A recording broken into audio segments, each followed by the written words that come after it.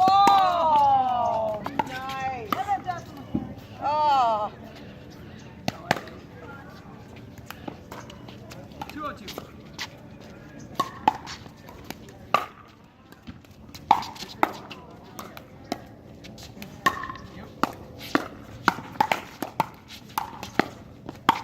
Oh. Good job. Yeah.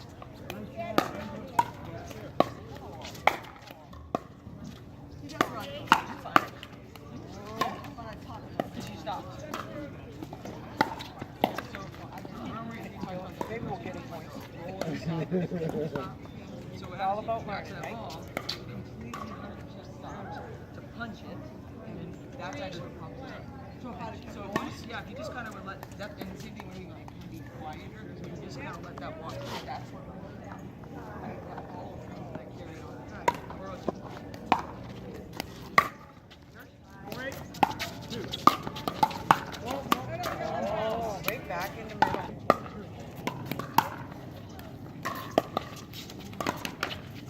Let me ask you guys, what sports background do you guys have? Dirt bike. Dirt bike. Nothing. I grew up with 6 brothers. I could never do anything. Okay. So, I mean, Bill, you've got great hands. So, a couple things I just want to right off the bat is one, I could see how tight you guys are holding your paddle. Okay.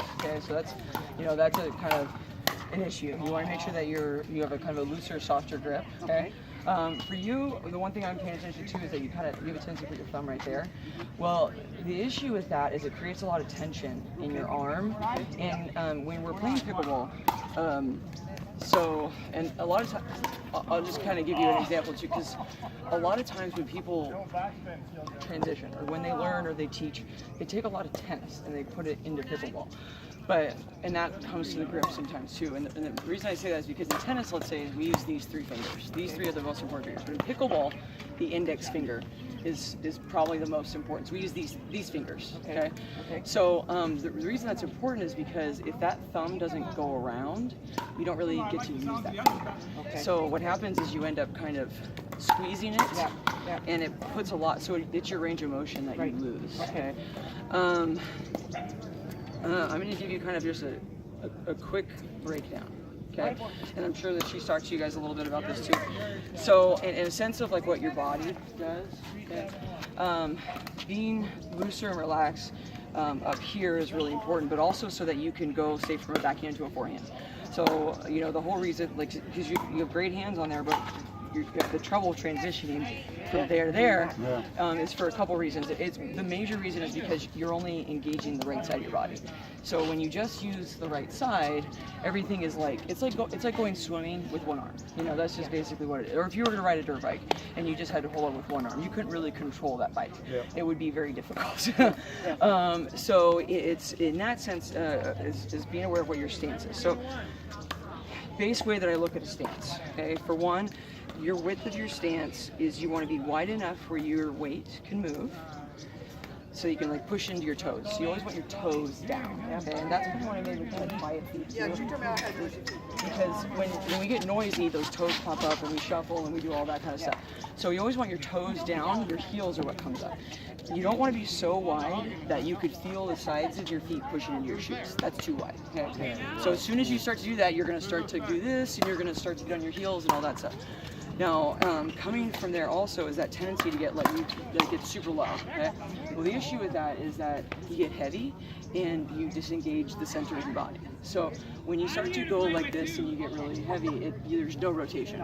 So we do a lot of like jabbing, side to side. So what you do want is this. This is essentially a core sport. We want this part of our body to engage. So in your stance, think of like, instead of thinking like bending your knees, thinking of actually pulling yourself up and relaxing your knees. Just let them relax. When they're relaxed, they should have a natural bend. So it's a softer, lighter feel. That's what you want. And the big thing is because we want our body to be able to turn this way. Okay, so from this way to this way. So you're always leading with that opposite, okay? And that's basically what enables us to go from right to left, okay? So what happens when you're like down there and heavy, and like all of you guys, it's the same thing that we've been working on quite a bit, is using that left hand. You know, if that left hand just hangs, it's actually working against you. So the whole reason you're gonna have trouble is because you're just stabbing in the dark at the ball. Okay, so when we are, say, pulling our body up, what I always want to imagine is everyone's got a bullseye right there at the center of your sternum. Okay, so that bullseye is what I always want at the ball. Okay, so that tells you kind of, let's say, when you guys are doing all these kinds of things, you know, and you're running off to the side of the court, or you're like this, or you're backwards, that's off balance. Okay, everything, you always want this forward to the ball. The other part about though is that that's actually what you're protecting.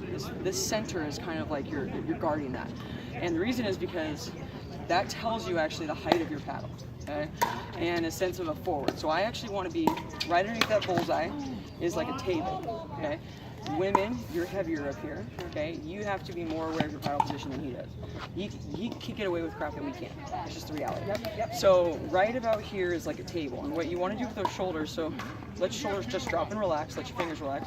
Then I want you to roll your shoulders back, just like a little circle, and let that kind of relax. Then I want you to go up and over and like rest on that table forward. Okay, almost. So you see how you bent over like this? So keep that. Now better. So you see this flex right here?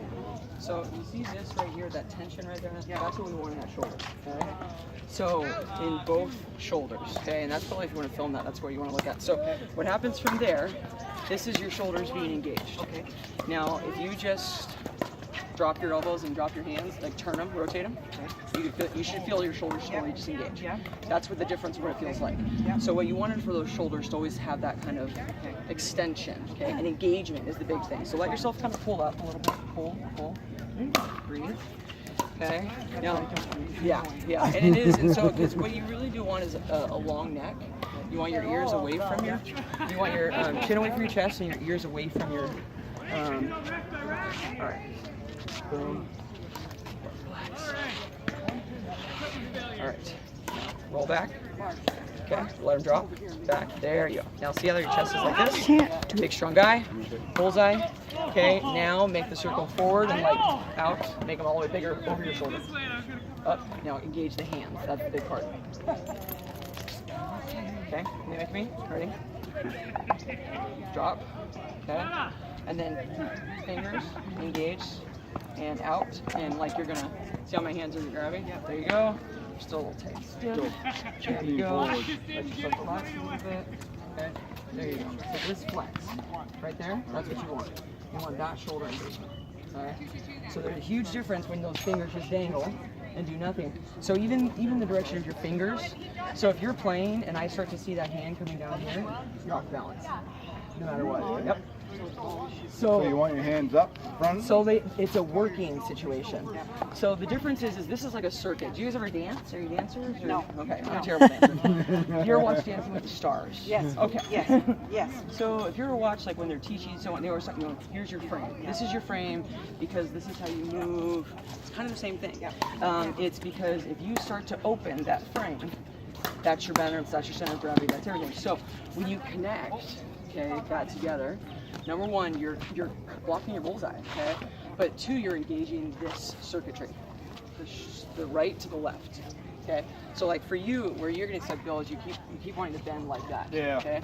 And that's hard. So the males in general, your center of gravity is this way, okay? So women, we're this way, okay? So when you want, guys are much longer and stronger in their torso. They're flexible there. You want to utilize that. So when you start to make yourself small, you don't utilize that. So when you pull that pelvis up and the hips forward, that's about engaging your range of motion entirely. So when you're looking at this bullseye, and the reason that's important, so a couple of things on here. So the tip of your paddle, this part right here, is actually where you relax it. You always want pointing at the ball. Okay? So where you guys are at is you're putting your maybe here or here or here. It's in different positions. Well, the problem with that is anything, say, tilted, you're going to lead with the butt of your paddle. Okay? So that's why you kind of veer towards the backhand. So that's the big thing that, works at why you keep wanting to take that backhand is because that hand is over here, so there's no support. So what happens is it's easier for you to take a backhand because your shoulder's out this way and it's in front of you. When you go to a forehand, you get caught behind you. So in a higher level, the reason the forehand is so much stronger is because we use it properly. Because trying to get the volume of us. Okay, so when you guys are here, you're leading so much with the butt of your paddle. Okay? Because I always want ball in front of the towel, in front of the court, in front of you. Okay? All of that. The tendency is we drop the paddle and we look with our head. Yes. Okay, right? So what happens is ball comes and you go, and you go all the way around. Oh shit, I might have missed a whole bunch then. So yeah, so if you kind of look how I'm. Did you turn it on? How simple I'm moving. I'm not doing that much. Because that tendency for us to be like, oh, the ball's over there, I gotta move over there. Well, that doesn't tell you the direction of the ball. Okay? The direction of the ball is more important. The trajectory of the ball. So if I'm 3 people, get in there. Okay, so let's say, yeah, Debbie, you have the ball in front of you. This is what I'm looking at. Okay, now Bill's got the ball. That's the difference. I don't need to go over here because all I'm doing is showing you open court. And I'm actually crowding myself and making it more difficult. But what I'm saying to myself is this is where the ball's coming from. So now here, this is all in this direction in front of me. But the difference is, let's say if my paddle just goes this way, my chest and my hips are facing, that's not helping me. So you see how Bill's actually facing this direction? Okay. Yeah, so that's why that bullseye and that torso has changed. Now here's that huge difference. The direction of your toes is the direction of your hips. So what happens when you get super heavy is maybe you get like here, your toes are difficult. This hip is this direction, this hip is this direction. Right. So when I pull my body up, it's more like a pivot in my toes. So I want my toes to be able to move, okay, in the same direction, so that it all works as a unit. Like basically, you know, imagine like you're spinning a top. If you're spinning a top, how that rotates, that's the same way that's the rotation. So see like right here, how your toe is at that direction? So simply letting play, okay?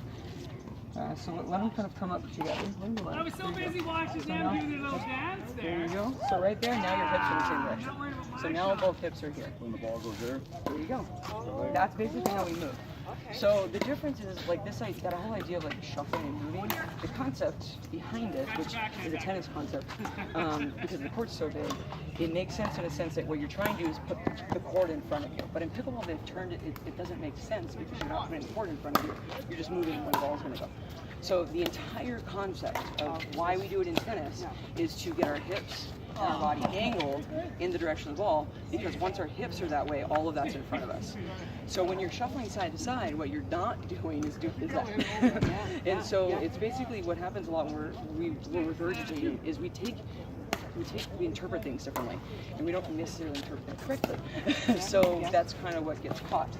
So the reason kind of all that's important is because your paddle position sets you up for every shot that you hit, okay?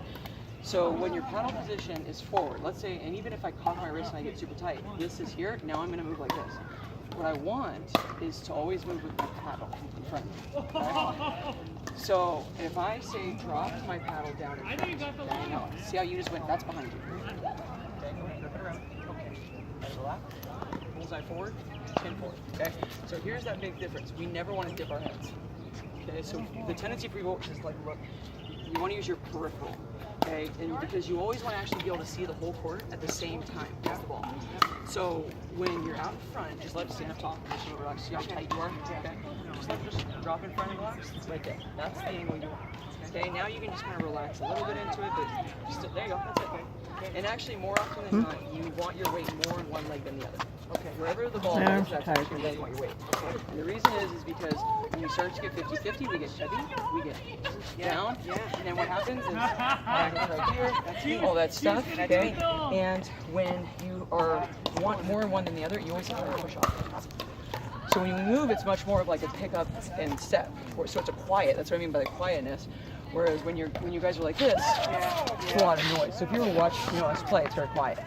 Because when we're moving, we're pick up our feet, okay? Because that's actually transferring our weight, okay? So the reason this is important. You got it. Okay, so because immediately see how you went this way, that ball's behind you, okay? So when you're actually in front, stand up tall, nice and relaxed. Okay, just let me pull you a little. Okay, so you see the tension? That's actually what you want your arm to be. Nice and loose and relaxed. See how you're letting me? Yeah. Your fingers hold your paddle, not your hand. Yeah, I hold my fingers like that.